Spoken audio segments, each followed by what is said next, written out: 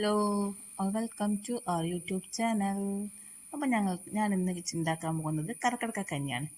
കർക്കിടക കഞ്ഞി എങ്ങനെ ഉണ്ടാക്കാമെന്നും അതിലെന്തൊക്കെ ചേരുവകൾ ചേർക്കണമെന്നും ഒക്കെയാണ് ഈ വീഡിയോയിൽ ഞാൻ നിങ്ങളെ കാണിക്കാൻ പോകുന്നത്. അപ്പോൾ നമുക്ക് എന്തൊക്കെ ചേരുവകൾ വേണമെന്ന് നോക്കാം. ഞാൻ ആദ്യം എടുത്തിരിക്കുന്നത് 2 ടേബിൾ സ്പൂൺ മമ്പയറാണ്. മമ്പയർ എന്ന് വെച്ചാൽ വൻപയർ. 2 ടേബിൾ സ്പൂൺ ഉലുവ, 2 ടേബിൾ സ്പൂൺ ഉലുവ. പിന്നെ അതിനുശേഷം 2 ടേബിൾ സ്പൂൺ മുതിര. മുതിര എല്ലാവർക്കും അറിയായിരിക്കും അല്ലേ, എല്ലാ കടയിലും വാങ്ങാൻ കിട്ടുന്ന സാധനമാണ് മുതിര. പിന്നെ കുത്തുഗോതമ്പ്, കുത്തുഗോതമ്പ് വാങ്ങിക്കാൻ കിട്ടും, എല്ലാ ഷോപ്പിലും വാങ്ങിക്കാൻ കിട്ടും. പിന്നെ 2 ടേബിൾ സ്പൂൺ കുത്തുഗോതമ്പ് എടുത്തിട്ടുണ്ട്. പിന്നെ അതിനുശേഷം എടുത്തിരിക്കുന്നത് 2 ടേബിൾ സ്പൂൺ ചെറുപയറാണ്. ചെറുപയറൊക്കെ എല്ലാ വീട്ടിലും കാണുമല്ലോ എന്തായാലും. പിന്നെ എടുത്തിരിക്കുന്നത് 2 ടേബിൾ സ്പൂൺ ഉഴുന്ന്, സാധാരണ ഇഡ്ഡലിക്കൊക്കെ അരക്കുന്ന ഉഴുന്ന് തന്നെയാണ് ഞാൻ ഇതിൽ എടുത്തിരിക്കുന്നത്. അതിനുശേഷം എടുത്തിരിക്കുന്നത് 1 ടേബിൾ സ്പൂൺ പരിപ്പ്, അത് ഓപ്ഷണലാണ്, വേണമെങ്കിൽ എടുത്താൽ മതി.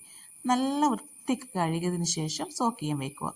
പിറ്റേന്ന് രാവിലെയാണ് ഞാൻ വെക്കുന്നത്. എല്ലാം നല്ല കഴുകി വൃത്തിയാക്കി കുക്കറിൽ ഇട്ടതിന് ശേഷം ഒരു ജീരകമൊക്കെ ഓപ്ഷണലാണ്, വേണമെങ്കിൽ ഇട്ടാൽ മതി. പിന്നെ പട്ട, കറാമ്പൂ, ഏലക്കായ ഇതൊക്കെ ഞാൻ ഓപ്ഷണൽ, ഒരു സ്മെല്ലിന് വേണ്ടി ഇട്ടെന്ന് മാത്രം. 3 വിസിൽ അടിച്ചാൽ മതി, നല്ല രീതിയിൽ വെന്ത് കിട്ടും. ഇതാ നോക്കിയേ, നല്ല അടിപൊളിയായിട്ട് വെന്ത് വന്നിട്ടുണ്ട്. നല്ല ടേസ്റ്റിന് വേണ്ടി പിന്നെ ഇതിന് തേങ്ങാപ്പാൽ ചേർക്കാം.